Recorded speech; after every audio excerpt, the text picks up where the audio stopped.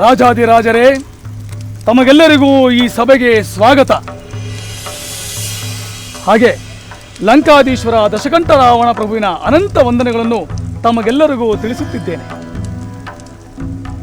ಅಲ್ಲದೆ ತಮಗೆಲ್ಲರಿಗೂ ರಾವಣ ಪ್ರಭುಗಳು ಒಂದು ಸಂದೇಶವನ್ನು ರವಾನಿಸಿದ್ದಾರೆ. ಮಾರೀಚ, ರಾವಣ ಪ್ರಭುವಿನ ಸಂದೇಶಕ್ಕಾಗಿ ನಾವೆಲ್ಲ ಕಾತುರದಿಂದ ಕಾದಿದ್ದೇವೆ. ಹೌದು ಮಾರೀಚ, ಲಂಕಾಧೀಶ್ವರನ ಮಾತೆಂದರೆ ನಮಗೆ ವೇದವಾಕ್ಯ ಬಿದ್ದಂತೆ. ಅದನ್ನು ತಿಳಿಯುವುದೇ ನಮ್ಮ ಭಾಗ್ಯ. ಬಹಳ ಸಂತೋಷ, ಬಹಳ ಸಂತೋಷ. ತಾವುಗಳು ರಾವಣ ಪ್ರಭುವಿನ ಮೇಲೆ ಇಟ್ಟಿರುವ ಈ ಪರಿಯ ಭಕ್ತಿ ಗೌರವಗಳಿಂದಲೇ ಈ ಸಭೆಗೆ ತಮ್ಮೆಲ್ಲರನ್ನು ಆಹ್ವಾನಿಸಿದ್ದು.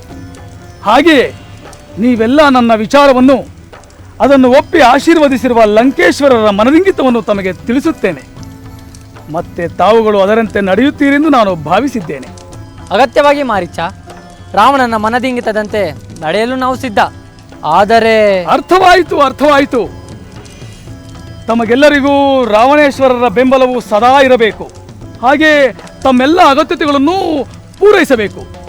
ಹೌದು, ಲಂಕಾಧಿಪತಿ ನಮಗೆ ಬೇಡಿದ್ದನ್ನು ನೀಡುತ್ತಾರೆ ಎಂದ ಮೇಲೆ ಅವರಿಗೆ ಬೇಡಿದ್ದನ್ನು ನಾವು ಮಾಡಲು ಸಿದ್ಧರಿದ್ದೇವೆ. ಅವರಿಗೆ ನಮ್ಮಿಂದ ಆಗಬೇಕಾದ್ದು ಏನೆಂದು ಹೇಳು ಮಾರೀಚ, ಹೇಳು.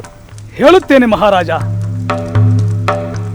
ನಿಜ ಹೇಳಬೇಕೆಂದರೆ ನಿಮ್ಮಿಂದಾಗಲಿ ನನ್ನಿಂದಾಗಲಿ ಲಂಕೇಶ್ವರರಿಗೆ ಆಗಬೇಕಾದ್ದು ಏನೂ ಇಲ್ಲ.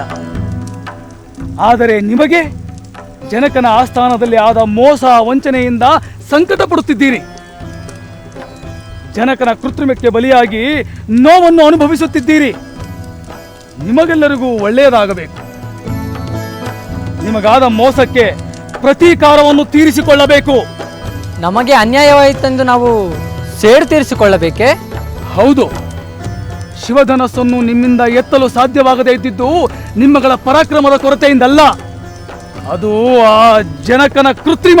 ಮಾರೀಚ, ಅದರಲ್ಲಿ ಕೃತ್ರಿಮವೇನು?